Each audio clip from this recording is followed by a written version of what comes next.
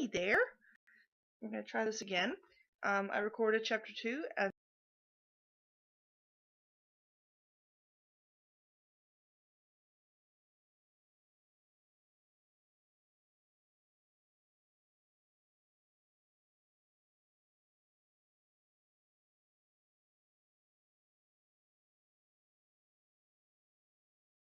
even in a nightmare, that he let out a scream. Instantly, Uncle Andrew's hand was over his mouth. None of that, he hissed in Diggory's ear. If you start making a noise, your mother will hear, and you know what a fright might do to her. As Diggory said afterwards, the horrible meanness of getting at a chap in that way almost made him sick. But of course he didn't scream again. That's better, said Uncle Andrew. Perhaps you couldn't help it. It is a shock when you first see someone vanish. Why, it even gave me a turn when the guinea pig did it the other night. Was that why you yelled? Asked Diggory. Oh, you heard that, did you? I hope you haven't been spying on me. No, I haven't, said Diggory indignantly. But what's happened to Polly? Congratulate me, dear boy, said Uncle Andrew, rubbing his hands. My experiment has succeeded. The little girl's gone, vanished, right out of the world. What have you done to her? Sent her to another place. What do you mean? Asked Diggory. Uncle Andrew sat down and said, Well, I'll tell you all about it. Have you ever heard of old Mrs. LeFay? Wasn't she a great aunt or something? Said Diggory.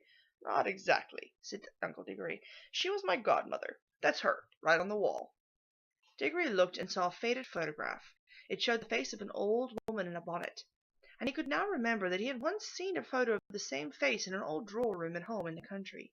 He had asked his mother who it was, and Mother had not seemed to want to talk about the subject much.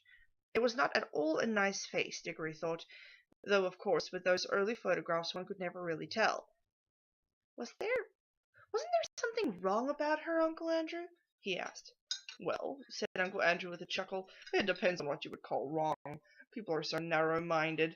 She certainly got very queer in later life, did very unwise things. That's why they shut her up.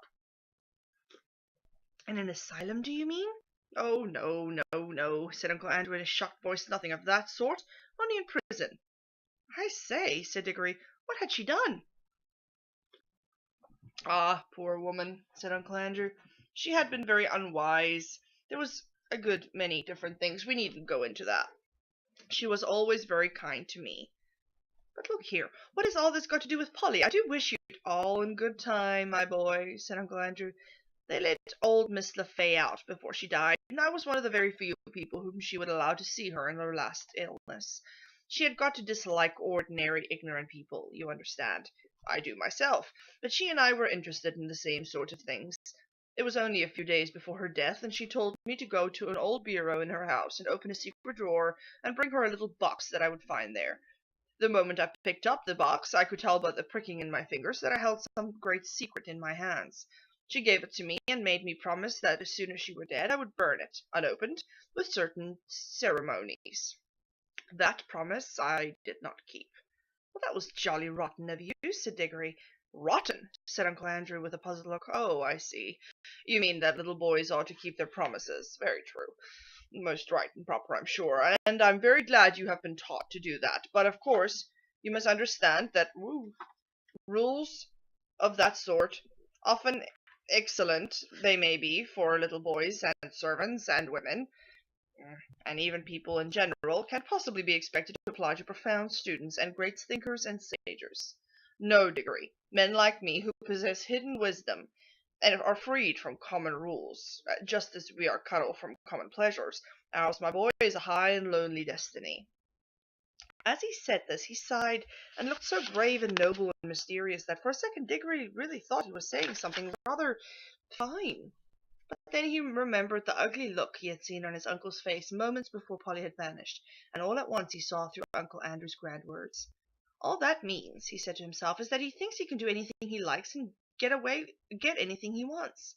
Of course, said Uncle Andrew, I didn't dare to open the box for a long time, for I knew it might contain something highly dangerous. For my godmother was a very remarkable woman. The truth is, she was one of the lost mortals in this country who had true fairy blood in her. She said There had been two others in her time. One was a duchess, and the other a charwoman. In fact, Diggory, you are now talking to the lost man, possibly, who really had a fairy godmother. There, that'll be something for you to remember when you are an old man yourself. I bet she was a bad fairy, thought Diggory, and added out loud, "Well, what about Polly?" "How you do harp on that," said Uncle Andrew, as if that was what mattered.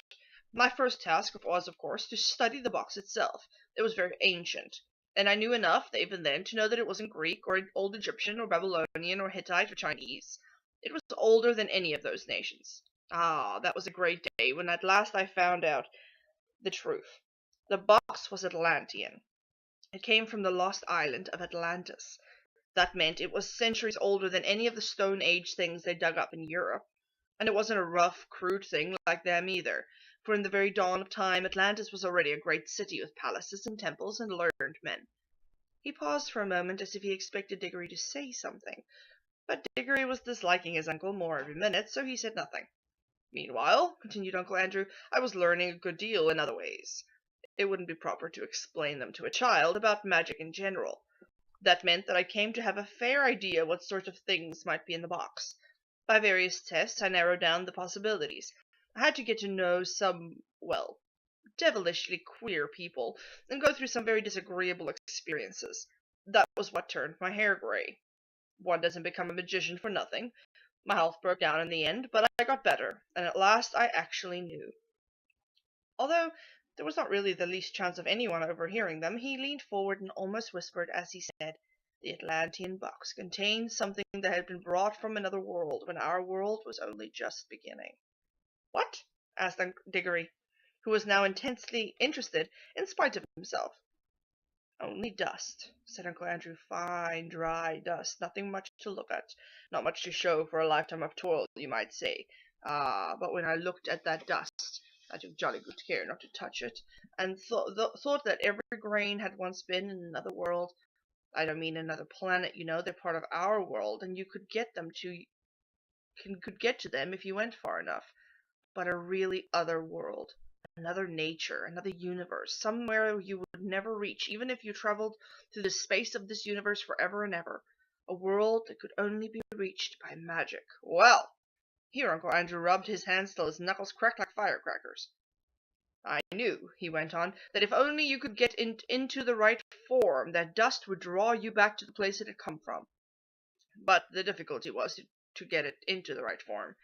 My earlier experiments were all failures. I tried them on guinea pigs. Some of them only died. Some exploded like little bombs." "That was a jolly cruel thing to do," said Diggory, who had once had a guinea pig of his own. "How you do keep getting off the point," said Uncle Andrew. "That's what the creatures were for. I bought them myself. Let me see, where was I? Ah, yes. At least I succeeded in making the rings, the yellow rings. But now a new difficulty arose. I was pretty sure now that a yellow ring would send any creature that touched it to the other place. But what would be the good of that, if I couldn't get them back to tell me what they'd found there?" "And what about them?" said Diggory. "A nice mess they'd be in if they couldn't get back." "You will keep on looking at everything from the wrong point of view," said Uncle Andrew with a look of impatience. "Can't you understand that the thing is a great experiment? The whole point of sending anyone into the other place is that I want to find out what it's like." "Well, why didn't you go there yourself, then?" Diggory had hardly ever seen anyone look so surprised as offended as his uncle did at that simple question. "Me? Me?" he exclaimed. "The boy must be mad. A man at my time of life and at my state of health to risk must be mad. The shock and the dangers of being flung suddenly into a different universe. I never heard anything so preposterous in my life. Do you realize what you are saying? Think what another world means. You might meet anything. Anything." "And I suppose you've sent Polly into it, then?" said Diggory. His cheeks were flaming with anger now. "All I can say," he added, "even if you are my uncle, is that you behaved like a coward, sending a girl to a place that you were afraid to go yourself." "Silence, sir," said Uncle Andrew, bringing his hands down on the table. "I will not be talked to like that by a little dirty schoolboy. You don't understand. I am the great scholar, the magician, the adept who is doing the experiment. Of course I need subjects to do it on. Bless my soul, you'll be telling me that I ought to have to ask the guinea pigs' permission before I use them. No great wisdom can be reached without sacrifice. but the idea of my going myself is ridiculous. It's like asking a general to fight as a common soldier. Supposing I got killed, what would become of my life's work? Oh, do stop jawing, said Diggory. Are you going to bring Polly back? I was going to tell you, when you so rudely interrupted me, said Uncle Andrew, that I did at last find out a way of doing the return journey. The green rings draw you back. But Polly hasn't got a green ring.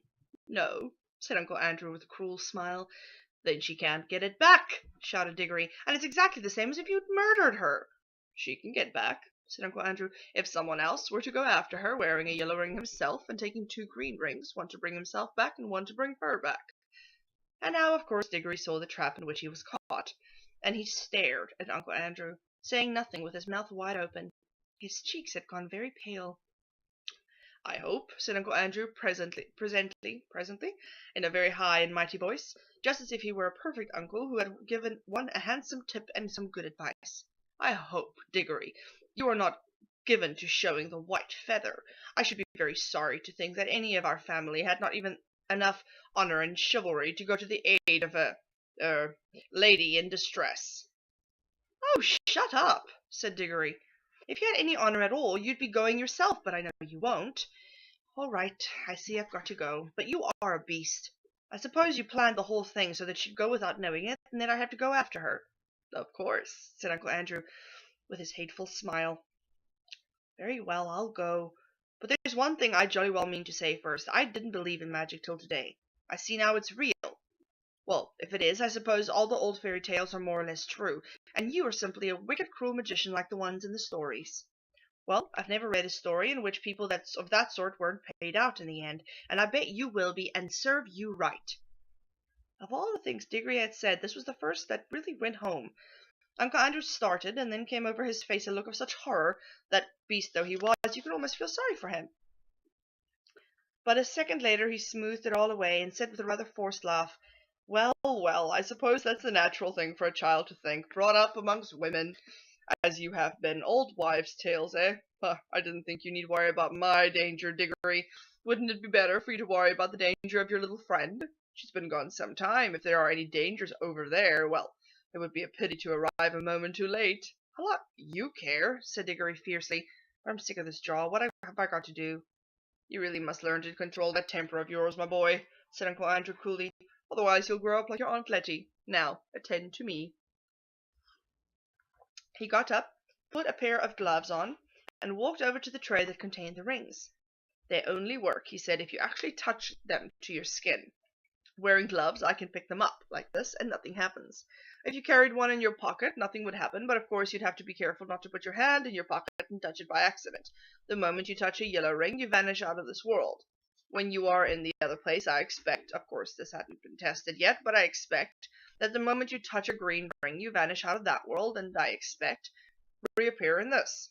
Now, I take these 2 greens and I drop them into your right-hand pocket. Remember very carefully which pockets the greens are in. G for green and R for right. GR. You see, which are the first 2 letters of green. One for you and one for the little girl. And now you pick up a yellow one for yourself. I should put it on your finger if I were you. There'd be less chances of dropping it. Diggory had almost picked up the yellow ring when he suddenly checked himself. Look here, he said. What about Mother? Supposing she asks where I am? The sooner you go, the sooner you'll be back, said Uncle Andrew cheerfully. But you don't really know whether I can get back. Uncle Andrew shrugged his shoulders, walked across to the door, unlocked it, threw it open, and said, Oh, very well then, it's just as you please. Go down and have your dinner. Leave the little girl to be eaten by wild animals, or drowned, or starved in other world, or lost there for good, if that's what you prefer. It's all one to me. Perhaps for tea time you'd better drop in on Mrs. Plummer and explain that she'll never see her daughter again because you were afraid to put on a ring. By gum, said Diggory, don't I just wish I was big enough to punch your head. Then he buttoned up his coat, took a deep breath, and picked up the ring. And he thought then, as he always thought afterwards too, that he could not decently have done anything else. That is the end of chapter 2. Have a wonderful day.